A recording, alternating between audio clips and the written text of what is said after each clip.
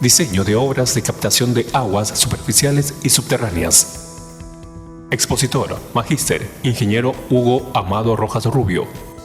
Ingeniero civil, egresado de la Universidad Nacional de Ingeniería, UNI. Maestro en Ciencias de Ingeniería Hidráulica en la Universidad Nacional de Ingeniería.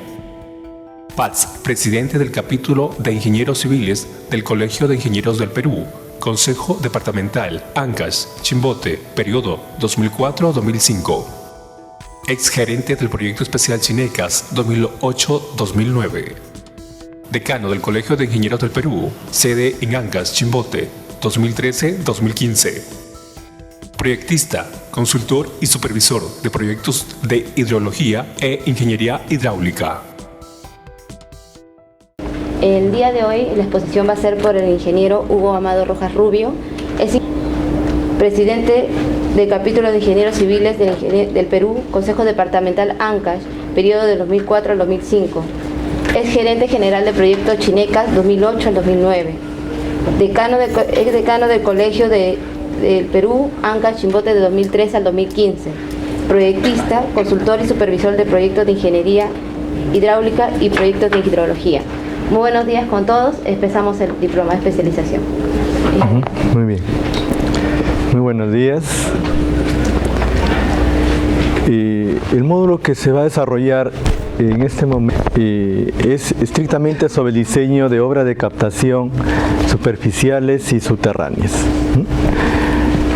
Basado estrictamente a lo que es la norma de ingeniería peruana y las accesibles y aplicables acá en nuestro país, para el diseño de este tipo de estructuras. Entonces, específicamente relacionado a la fuente de abastecimiento para agua potable. Entonces, voy a empezar la exposición en el sentido de que mejor aprendemos con casos prácticos. Casos prácticos, fotos, experiencias, y si alguien de ustedes también por ahí tiene alguna experiencia relacionado al tema o a la especialidad de la hidráulica, también puede ser, porque el tema es una parte de la hidráulica.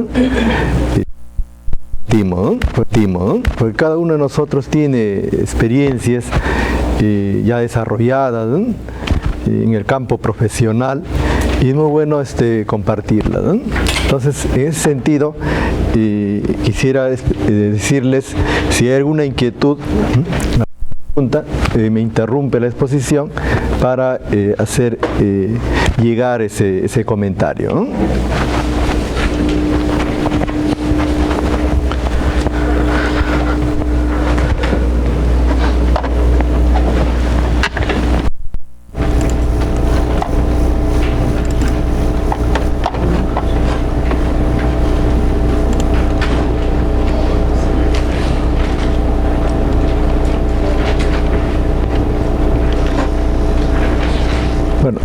Me va a permitir de repente estar un momento sentado y otra vez para explicar ahí en la pizarra el tema relacionado al diseño de obras que se rige en nuestro país por nuestro reglamento, ¿no? El Reglamento Nacional de Edificaciones, que ha sido aprobado por Decreto Supremo en el año 2006. Y una modificatoria que había en el camino. Hay varias modificaciones de este reglamento. Entonces, relacionado, por ejemplo, al tema, ¿qué tenemos? Existe las obras el reglamento que corresponde a las obras de saneamiento. Por ejemplo, este tema que tenemos acá, el 2.3, dice, la norma OS 0010, la norma OS 010 está relacionado a las plantas de tratamiento de agua para consumo humano. En algún momento de nuestra etapa profesional vamos a trabajar también en este tema, La norma OS 030 relacionado al almacenamiento del agua para consumo humano. La OS 040, las estaciones de bombeo. La OS 050, cuando uno diseña una red de distribución de agua potable, tiene que ceñirse en base a esa norma peruana. La OS 060, drenaje pluvial urbano. Y aquí quiero mencionar en nuestro país la única norma de drenaje es la que está ahí, la OS 060, drenaje pluvial urbano. Y el drenaje agrícola no tenemos norma, no está en nuestro reglamento. Sin embargo, también es una obra de ingeniería. La obra de drenaje, por ejemplo, en aeropuertos, no tenemos acá en nuestro país. Entonces, cuando se diseñan las obras de drenaje en un aeropuerto, tiene que aplicarse normas internacionales de drenaje a ese tipo de obra específica. En nuestro país no la tenemos, solo tenemos ese drenaje pluvial urbano, ¿no? La OS 060. La OS 070, la red de aguas residuales, de alcantarillado. La 80, estaciones de bombeo de aguas residuales. La OS 090, las plantas de tratamiento de aguas residuales. La OS 0100, instalaciones, consideraciones de diseño de infraestructura sanitaria. Entonces, estas 10 normas de ingeniería están relacionadas al tema de saneamiento y drenaje, específicamente el drenaje pluvial urbano, ¿no? Entonces, para el diseño de nuestros proyectos y la ejecución también de nuestras obras, tenemos que ceñirnos a ese reglamento. Cuando uno supervisa una obra, se ciñe al reglamento.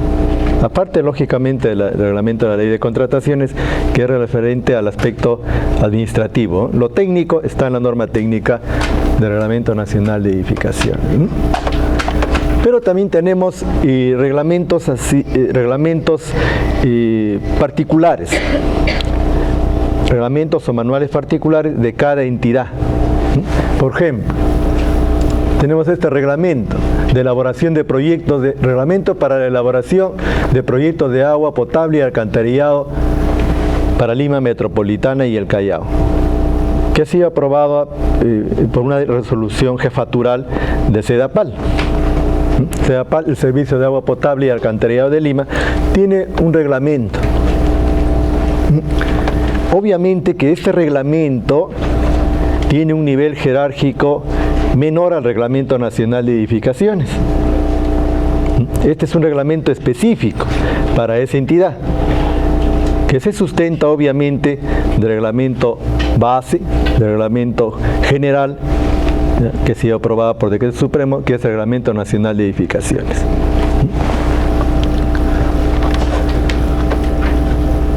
También hay un manual, por ejemplo, para la elaboración de expedientes técnicos del Ministerio de Salud, el Programa de Saneamiento Básico Rural. También tiene sus lineamientos para elaborar expedientes técnicos.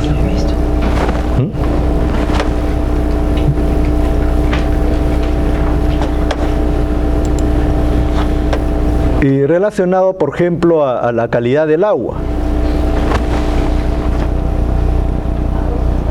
Todo sistema de conducción de agua potable para consumo humano tiene específicamente una norma específica relacionada a la calidad del agua potable. En este caso, el decreto supremo, el 031-2010, vigente hasta el momento, y aprueba el reglamento de la calidad del agua para consumo humano. Entonces ahí especifica los parámetros permisibles que debe tener los diversos componentes del agua, su pH, sus coliformes totales, la dureza, la turbiedad. Entonces debe estar bajo cierto rango a fin de que pueda ser apto para consumo humano. Disculpe, ¿sí?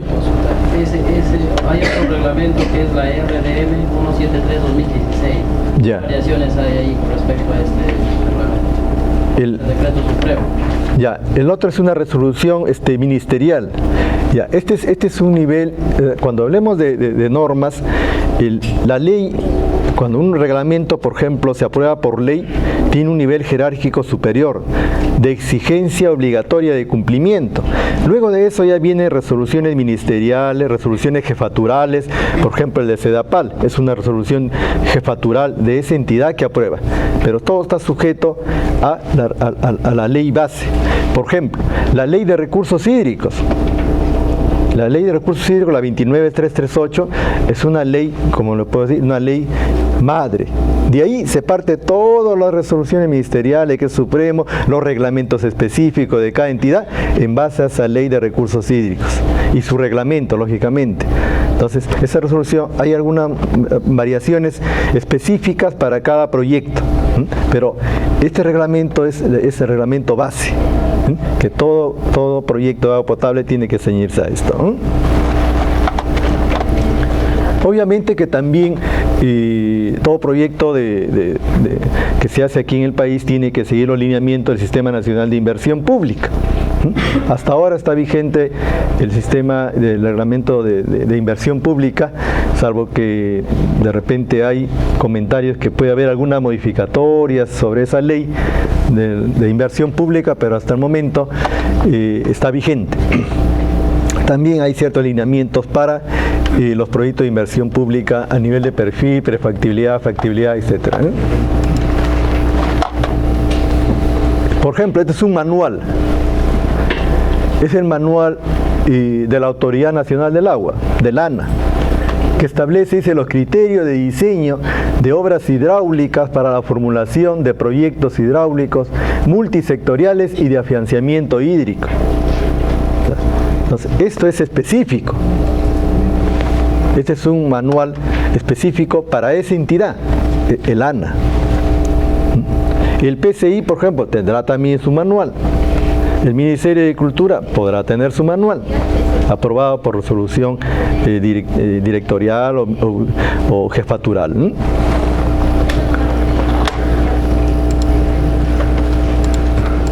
Bueno, esto se repite. Entonces, hay diversos manuales, normas, reglamentos en nuestro país que se van modificando. Ninguna norma es permanente ni fija en el tiempo. Por ejemplo, esta ley que tenemos, la Ley de Recursos Hídricos, la 29338, es una ley que ha demorado salir más o menos casi 30 años. Anteriormente era la Ley de Aguas, que fue dado en el año 1974 en el gobierno del general Juan Velasco Alvarado. Se llamaba Ley de Aguas. Entonces, ha demorado casi más de 30 años en salir ahora una nueva ley de recursos hídricos. Todos los proyectos hidráulicos que contemplen el uso del agua, todo proyecto de infraestructura hidráulica que contemple el uso del agua en su diferente forma, tiene que ceñirse a lo que establece la Ley de Recursos Hídricos y su reglamento. Por ejemplo, si usted quiere elaborar un estudio de una fuente de abastecimiento de agua para determinado proyecto, entonces, el estudio de la fuente de abastecimiento de agua para determinado proyecto, que puede ser agua potable, riego, generación de energía, etcétera, etcétera, tiene que tener y ceñirse a la Ley de Recursos Hídricos. Tiene que haber una autorización que lo da la Autoridad Nacional de Agua para que usted ejecute los estudios. Es decir, haga un expediente. Luego viene una autorización de la ANA también para la ejecución de las obras. Entonces, son ciertos requisitos que establece la ley para la utilización de los recursos hídricos en sus diferentes formas. Estado líquido, gaseoso, aguas residuales, por ejemplo, planta de tratamiento, todo está ceñido en base a la ley de recursos hídricos, ¿no? ¿Alguna pregunta hasta aquí? Manuales hay bastantes, directivas, normas, hay muchas. Aquí básicamente la ley es superior, el Reglamento Nacional de Edificaciones, la Ley de Recursos Hídricos, que son las bases por las cuales nosotros como ingenieros elaboramos nuestros proyectos, ¿no? Supervisamos nuestras obras en base a las normas de ingeniería que tenemos aquí en nuestro país, ¿no?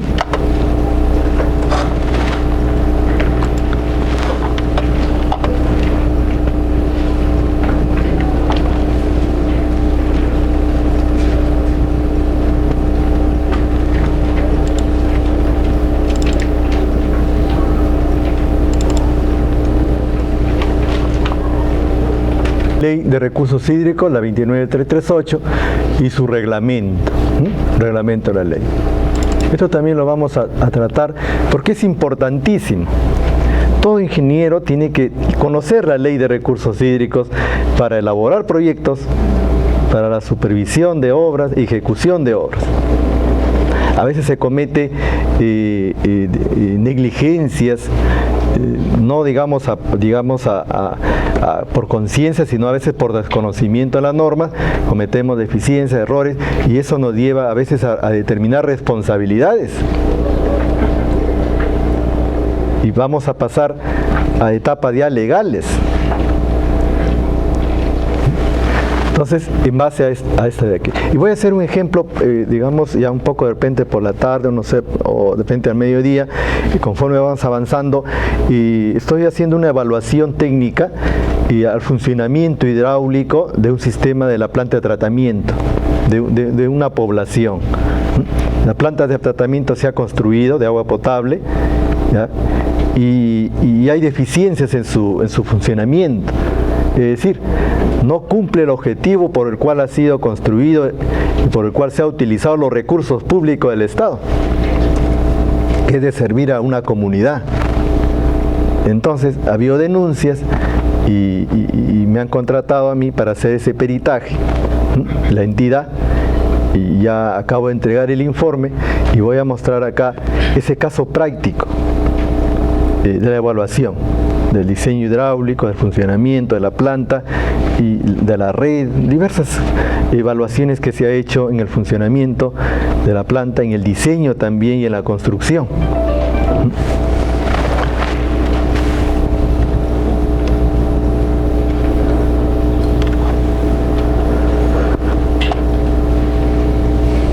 Vamos a hacer un paso así general sobre la Ley de Recursos Hídricos. De ahí vamos a partir para tener conocimiento de algunos temas esenciales de la Ley de Recursos Hídricos, ¿no? Esta Ley de Recursos Hídricos se le conoce como una ley valorativa del agua. O sea, esta Ley de Recursos Hídricos da un valor intrínseco al agua. La ley anterior, la ley 17752, la ley de aguas que fue dada en el gobierno de Velasco en los años 70 por ahí, 72,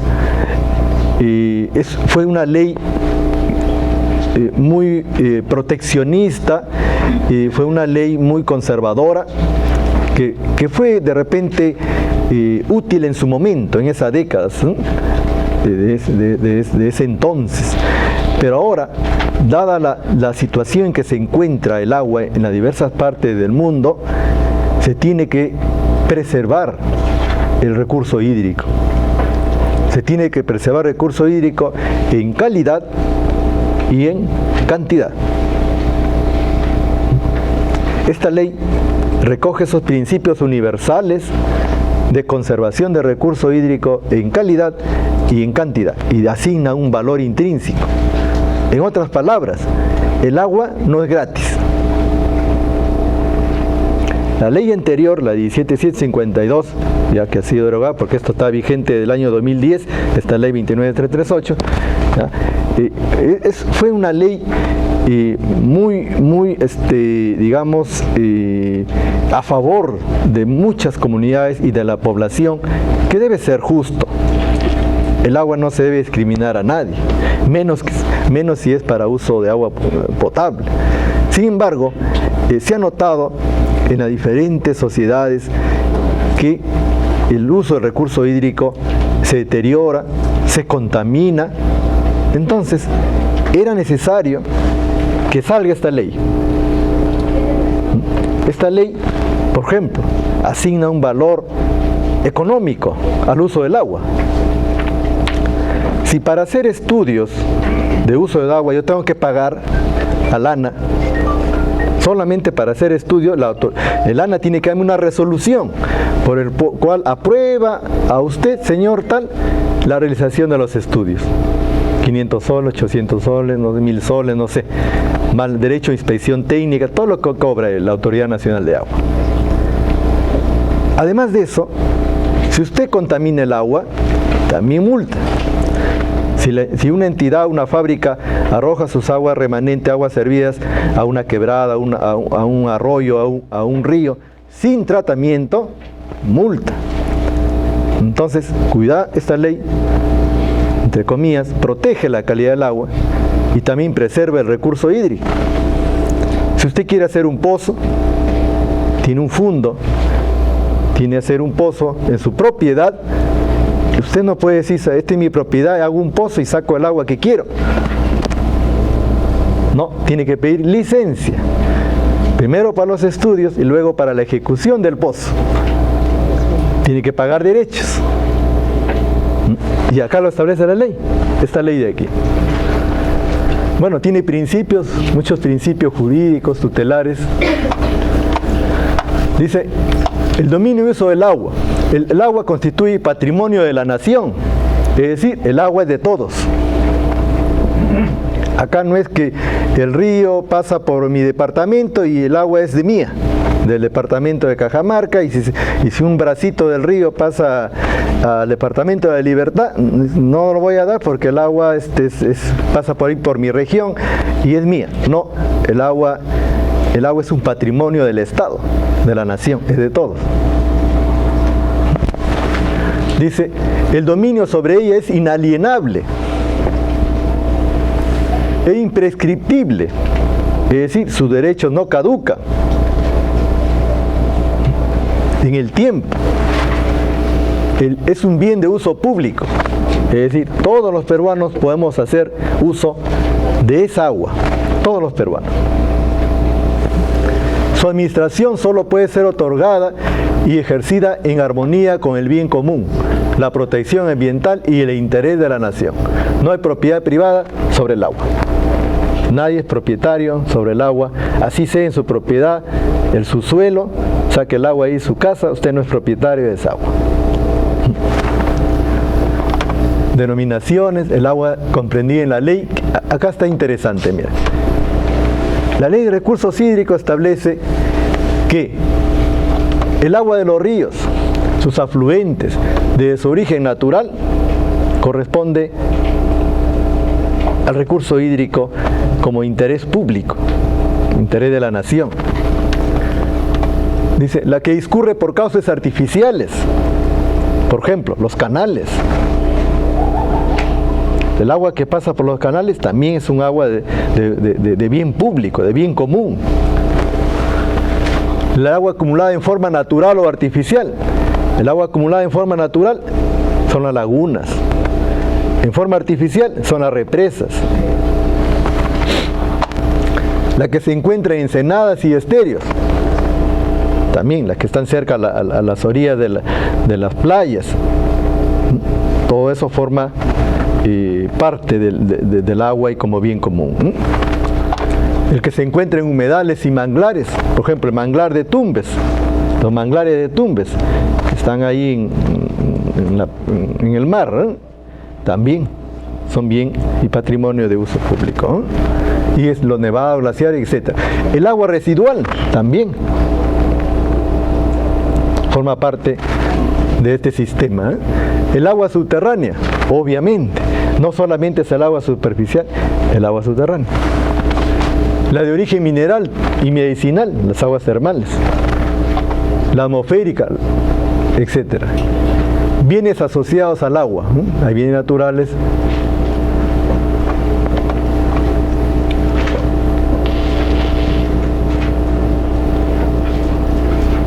Entonces, la ley establece que se debe formar un consejo regional de cuenca, así se le conoce. Entonces está conformada por diversas autoridades que ven lo concerniente al uso del agua en su región.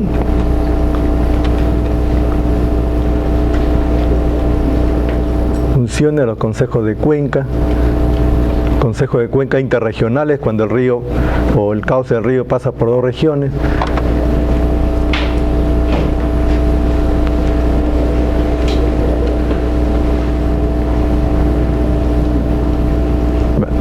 Aquí establece la ley de recursos hídricos. Dice, la ley de recursos establece 3 usos del agua. El uso primario, el uso poblacional y el uso productivo. Dice, la prioridad para el otorgamiento y el ejercicio de los usos anteriormente señalados sigue el orden en que ha sido enunciados. Dice, la prioridad para el otorgamiento, o sea, para el otorgamiento de una licencia, para el otorgamiento de una autorización para ejecutar un estudio o un proyecto, dice, se rige en ese orden de prelación. En ese orden de prelación. Por ejemplo, yo tengo una laguna y de esa laguna la municipalidad quiere captar agua para dar a su población, pero por ahí hay un inversionista y que quiere que de esa laguna poner sus lanchitas para hacer un sistema de turismo en esa laguna. O puede haber una fábrica que quiere usar el agua para hacer gaseosas o cerveza. Tiene que pedir permiso también a la Autoridad Nacional de Agua. ¿A quién se le da permiso prioritario? A la municipalidad. Ahí lo indica. ¿Ya? Primero, el uso primario. ¿Qué es el uso primario? Es el uso directo del agua sin tratar, así directo. Por ejemplo, una comunidad ve ahí su laguna, y quiere usar el agua, es decir, para el alimentarse. No necesita autorización, porque es uso primario, es básico. Yo no voy a necesitar permiso para sacar un agua de una laguna y tomar, alimentarme. Ese es un uso primario, la utilización primaria. Luego viene el sistema, el uso poblacional, es agua ya tratada, para hacerla potable. Y luego ya viene el uso productivo, una fábrica, un centro recreacional con su lanchita, etc. Y eso hay que entenderlo porque forma parte de nuestros proyectos que vamos a desarrollar. El uso primario, bueno, consiste en la utilización directa, dice acá, de la ley. Utilización directa y efectiva de la misma en las fuentes naturales o cauces públicos, a fin de satisfacer necesidades humanas primarias. La necesidad humana primaria es la alimentación. No podemos dejar de alimentarnos o tomar agua una semana. Uso poblacional. El uso poblacional, dice, consiste en la captación de agua de la fuente, que es nuestro tema, la captación del agua,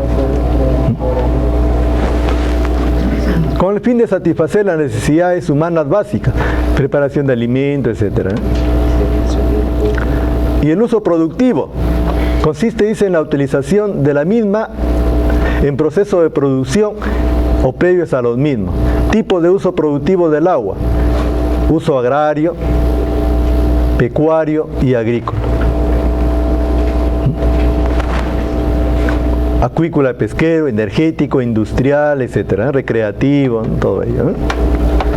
Derechos de uso de agua. Dice, para usar el recurso agua, salvo el uso primario, se requiere contar con un derecho de uso otorgado por la Autoridad Nacional del Agua o el Consejo de Cuenca, según corresponde. Acá la ley le dice, para usar el recurso agua. Entonces, si yo tengo un proyecto, me contratan a mí, ingeniero, para hacer un expediente técnico de una captación de repente de un puquio, de una laguna, para usarlo para un proyecto, abastecimiento de agua, necesito una autorización. No necesita autorización solo el uso primario. Pero usted dirá, pero ¿antes era así? No era así antes. La ley anterior de aguas no contemplaba esa ley. Ahora sí. Incluso los proyectos hidráulicos también necesitan una autorización del uso de agua. Para los estudios, para la ejecución y para el funcionamiento. Por ejemplo, el proyecto Chaimochi requiere agua para su funcionamiento, su sistema hidráulico. Y a esa autorización se le llama autorización de reserva de recurso hídrico. Entonces el proyecto Chavimochi o cualquier proyecto hidráulico que va a usar el agua para su necesidad del proyecto, riego, agua potable como es Chavimochi, necesita una autorización de reserva de recursos hídricos. Chavimochi tiene una autorización con resolución dada por la autoridad de agua, una reserva de recursos hídricos de 1.344 millones de metros cúbicos anuales. Está autorizado el proyecto Chavimochi para que use las aguas del río Santa en una cantidad de 1.344 millones de metros cúbicos al año. Está autorizado. La pregunta es, ¿lo está utilizando ahorita todo? No, porque todavía su proyecto no está culminado, pero él tiene un documento ya. De igual manera, el proyecto Chinecas tiene 1.114 millones de metros cúbicos autorizados durante todo el año. Y así todos los proyectos. Dice, clase de derecho de uso de agua, licencia de uso, permiso de uso, autorización de uso de agua. Licencia, permiso y autorización. Entonces, cuando uno hace un proyecto, ¿qué pide? Licencia, pide permiso o autorización. Autorización. La licencia es un permiso permanente, es una autorización permanente. ¿Pero esas autorizaciones son renovables? Sí, son renovables. Incluso las licencias son renovables también. La licencia mínimo es un año, la licencia anual. ¿Ya? Por ejemplo,